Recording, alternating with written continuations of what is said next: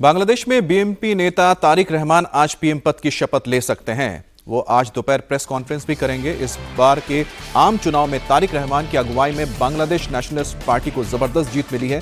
300 सीटों वाली संसद में बीएनपी और उसके साथी दलों ने 216 सीटें जीत ली हैं, जो कि 2/3 से भी ज्यादा है। 21 साल बाद बांग्लादेश की सत्ता में बीएनपी की वापसी हो रही है।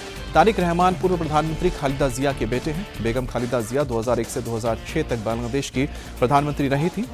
अगर कार्यवाहक प्रधानमंत्री को हटा दे तो ऐसा 35 साल बाद होगा जब बांग्लादेश में कोई मेल प्राइम मिनिस्टर होगा। पिछले 35 साल से बांग्लादेश में या तो तारिक रहमान की मां खालिदा जिया या फिर अवामी लीग की शेख हसीना वाजेद प्रधानमंत्री का पद संभालती रही हैं। 2024 में छात्र आंदोलन के जरिए पूर्व प्रधानमंत्री शेख हसीना को तख्ता से हटाया गया था। तख्ता पलट हुआ था, जिसके बाद नोबेल विजेता economist Mohammad Yunus acting government चला रहे थे। 5 अगस्त 2024 को शेख हसीना की कुर्सी और देश छोड़ने के करीब 1.5 साल बाद बांग्लादेश में चुनाव कराए गए, जिसमें बीएनपी को जीत मिली है और अवामी लीग को इसमें सस्पेंड किया गया था, जिसकी वजह से चुनाव नहीं लड़ पाए। बांग्लादेश में घोषित हुए 297 सीटों में बांग्लादेश नेशनलिस्ट पार्टी और उसके सहयोगी दलों के खाते में कुल 216 सीटें आई हैं। 11 दलों के गठबंधन बांग्लादेश जमाते इस्लामी ने 76 सीटों पर जीत हासिल की है। वहीं पर इस्लामी आंदोलन बांग्लादेश समेत स्वतंत्र उम्मीदवारों ने 7 सीटें जीती हैं। बांग्लादेश के प्रधानमंत्री बनने जा रहे तारिक रहमान बांग्लादेश के 7वें राष्ट्रपति जियाउर रहमान के बेटे हैं। वो पहली बार 2 सीटों से चुनाव जीतकर संसद पहुंचे हैं।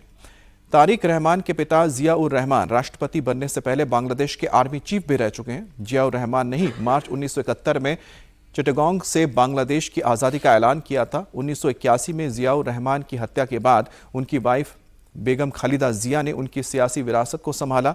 खालिदा जिया 1991 में बांग्लादेश की पहली महिला प्रधानमंत्री बनी थी और आखिरी बार 2006 में वो प्राइम मिनिस्टर रही थी। खालिदा जिया के दूसरे कार्यकाल के दौरान तारिक रहमान पार्टी के अंदर बेहद पावरफुल होकर उभरे थे। हालांकि 2007 में उनको गिरफ्तार कर लिया गया था, लेकिन 2008 में उन्हें इलाज के लिए जमानत मिली और वो लंदन चले गए, जिसके बाद से लगातार वो लंदन में रह रहे थे।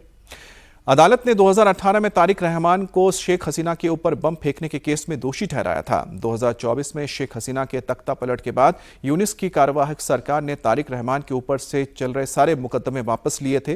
पिछले साल दिसंबर में तारिक रहमान 17 साल के बाद अपनी फैमिली के साथ बांग्लादेश लौटे।